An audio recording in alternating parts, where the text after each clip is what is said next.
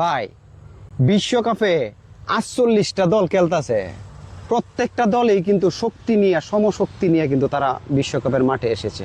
কিন্তু আমরা দর্শক যারা আছি তারা কি করতেছি, ব্রাজিল, আর্জেন্টিনা, ফ্রান্স, জার্মানি, বড় বড় যে দলগুলো আছে এইগুলো নিয়ে টানা হেঁচড়া করে একজন আরেকজনের সাথে তর্ক বিতর্ক করে একটা পর্যায়ে দেখা গেছে যে মারামারি পর্যন্ত লেগে যায়। কিন্তু ভাই বিশ্বকাপ খেলা কিন্তু এই যে দেখেন প্রথম রাউন্ডের খেলা শেষ, আগামী 19 তারিখ ফাইনাল হবে। এই ফাইনালের মধ্যে কিন্তু বিশ্বকাপ শেষ হয়ে যাবে, আগামী 5টা বছর পরে হবে আবার নতুন বিশ্বকাপ। কিন্তু এই বিশ্বকাপের আগ পর্যন্ত আমাদের কিন্তু একসাথে থাকতে হবে মিলেমিশে। তা আমরা কেন শুধু শুধু হানাহানি, কেন শুধু শুধু একজনের সাথে আরেকজনের মনমালিন্য করি? এটা কি ঠিক ভাই? না, এটা আসলে ঠিক না। আমরা যে কাজটা করতেছি আসলে এই কাজটা করা ঠিক হইতেছে না। দিন শেষে আসলে আমরাই জি, তাহলে চলেন, তাহলে আজকের পর থেকে সব আমরা কোনো কিছুতে মনে করেন যে কোনো তর্ক বিতর্ক করবো না, একসাথে মিলেমিশে খেলা দেখবো। ঠিক আছে, ঠিক আছে। ধন্যবাদ।